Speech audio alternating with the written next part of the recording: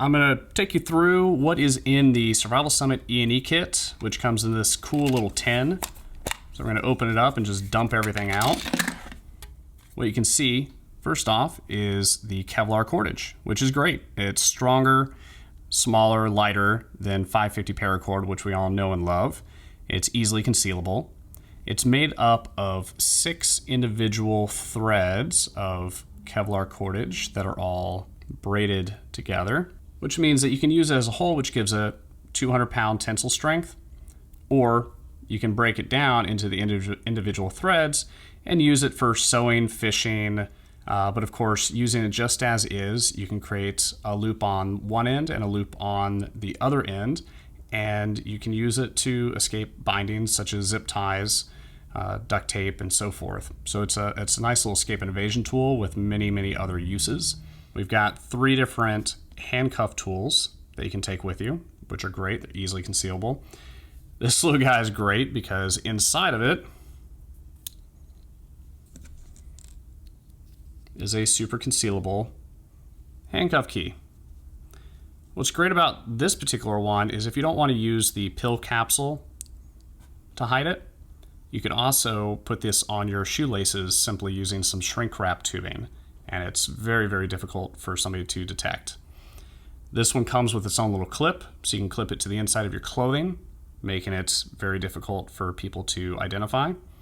And of course, the more standard one, which is nice and comfortable, it's got a bigger grip on the backside. Lockpick and shim set.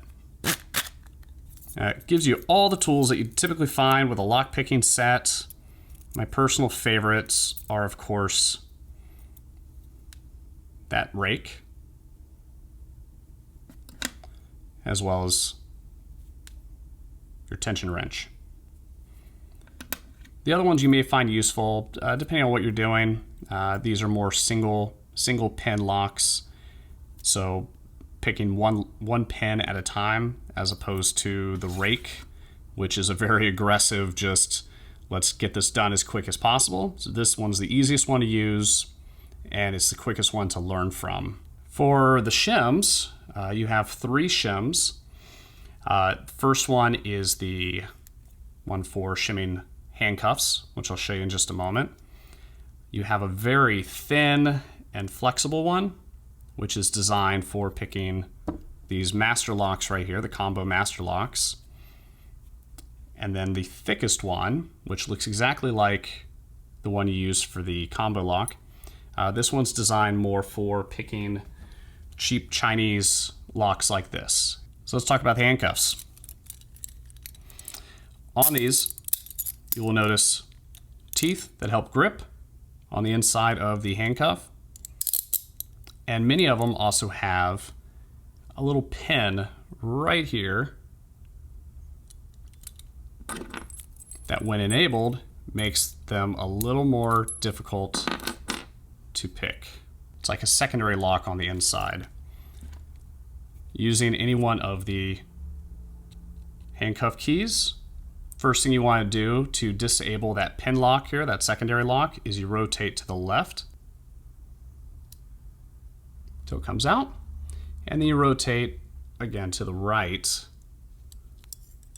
So you start with a counterclockwise motion to disable a secondary lock, then a clockwise motion to release the lock. Now the shim, which is a great little tool, basically the first thing you want to do is insert it here on the back side, and you're going to want to place the shim back here. And what you do is push in till it stops. Don't push too hard. You push in a little bit on the handcuff like you're tightening it.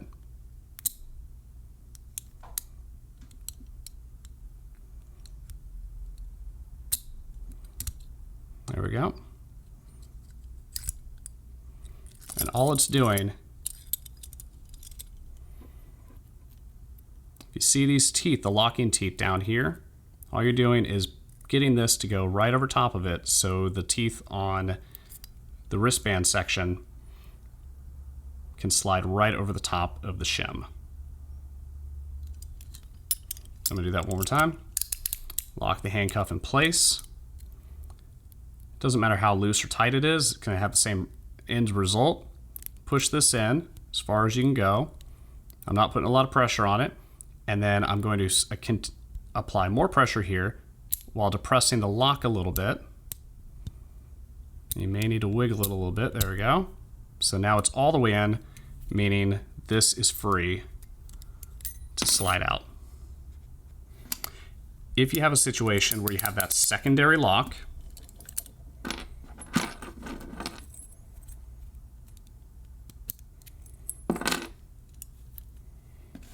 and we attempt to use the shim,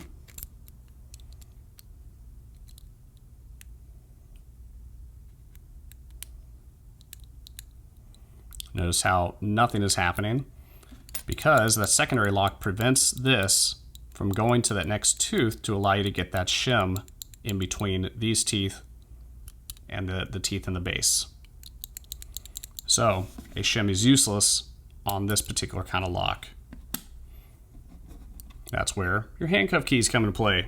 As for the lockpick tools, as I've mentioned in other videos, this is my favorite set right here. It's very, very easy to use. You have your tension wrench here, which acts as the torque when you're turning the key. Very, very super light pressure. Now let's see if I can do this in this position here. Very light pressure on my thumb, and basically just a rocking back and forth motion like a seesaw. I probably applied too much pressure on my thumb there, so we're going to reset that. Apply just a little bit of pressure.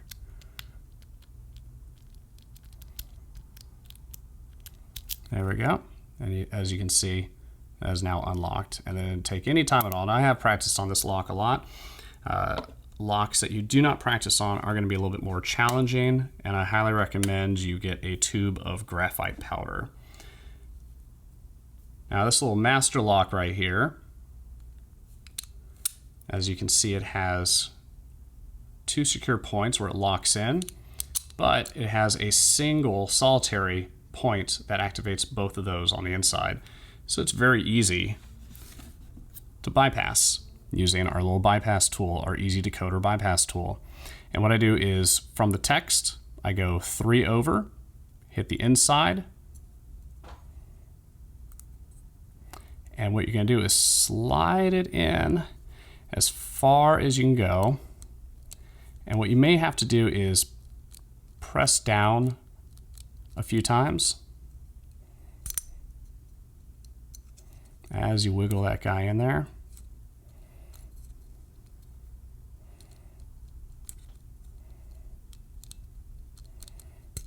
Actually, I have this guy upside down.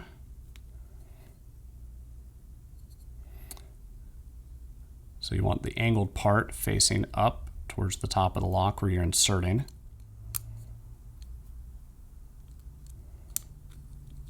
There we go. All right, so now I've got a good entry. My angle is off on a couple of those. So I'm going to keep sliding until this guy is wiggling up and down, until it's all the way in. I'm going to pull down this way while pressing in. And that's it. Hope you guys enjoyed this presentation on our E&E kit and what it contains. Again, we found through our research that combination of all these little guys right here make for a great layered E&E kit to have on your person.